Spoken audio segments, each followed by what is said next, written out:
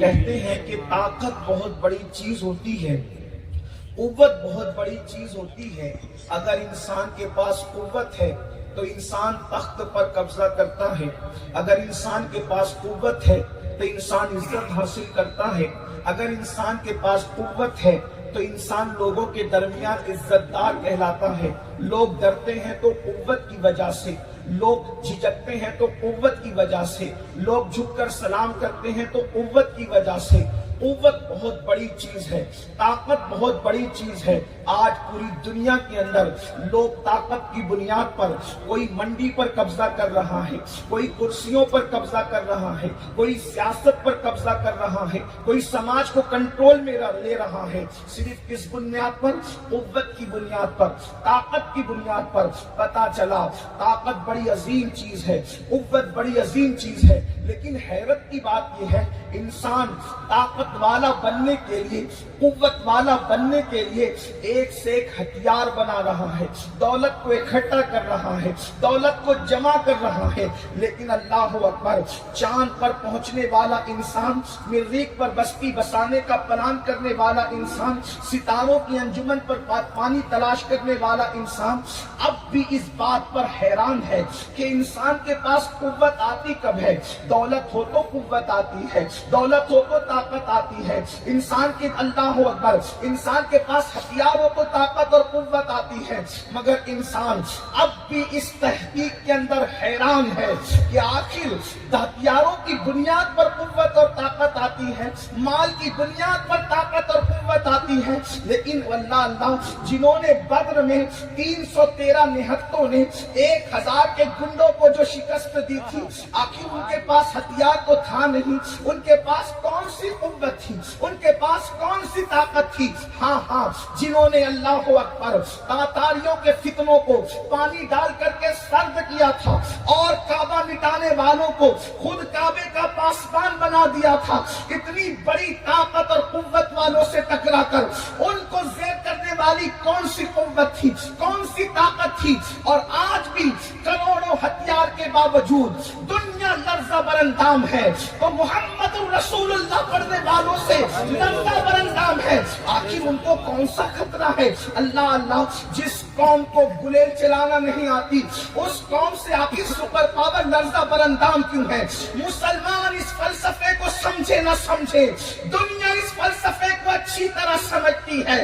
ہتھیاروں کی قوتیں اتنی طاقتور نہیں ہوتی، میزائلوں کی طاقتیں اتنی مؤثر نہیں ہوتی جتنا قوت عشق مؤثر ہوتی ہے، جتنا طاقت عشق مضبوط اور انسان کو قوت بخش ہوتی ہے۔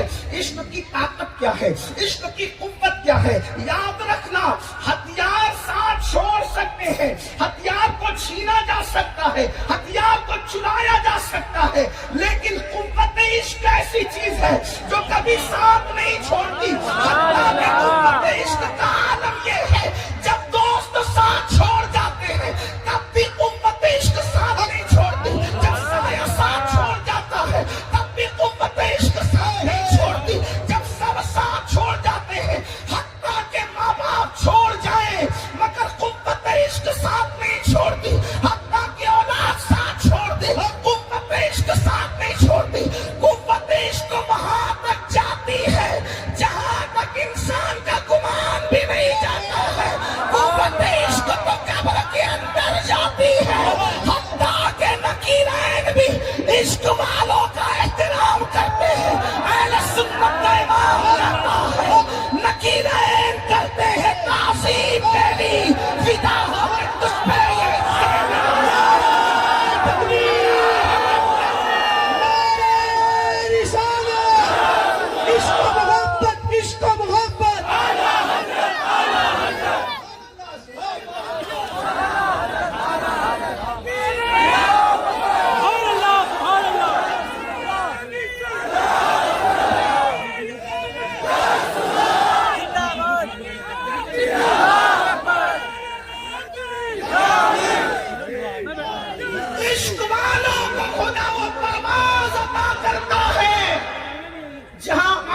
فرشتوں کے پر تھک جاتے ہیں، عشق والے اس کے پرے جاتے ہیں۔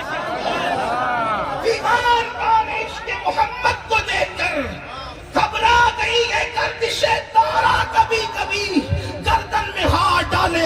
و نجوم نے گزرا ہے ان حدوں سے مسلمان نبی۔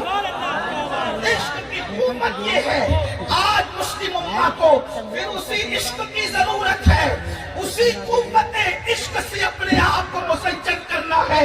اقبال نے کہا تھا دل سوز سے خالی ہے نگاہ پاک نہیں ہے، دل سوز سے خالی ہے نگاہ پاک نہیں ہے، پھر اس پر یہ بات کہ تو بے باک نہیں ہے۔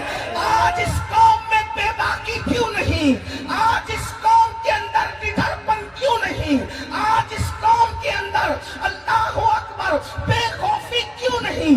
کل کا مسلمان عاشق مصطفیٰ تھا، اس لیے نہ دار و رسن سے ڈرتا تھا، نہ تیر و تلوار سے ڈرتا تھا، اس لیے کہ جانتا تھا ہمیں تو دونوں ہی جانب سے سرفرازی ہے، مرے شہید اور بچ گئے تو غازی۔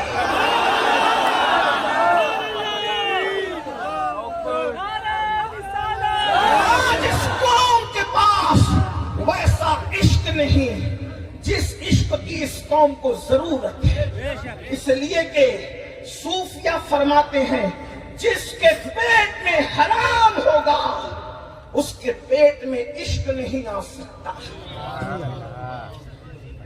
جو قوم سود کھائے، جس قوم کے پیٹ میں شراب کے گھونٹ جائے، جس قوم کے پیٹ میں نشے کی گولیاں جائے، جو قوم چوری کا مال کھائے، جو قوم لوگوں کا ہڑپ کر جائے، یاد رکھنا عشق کی ایکٹنگ تو کر سکتا ہے، عاشق نہیں بن سکتا۔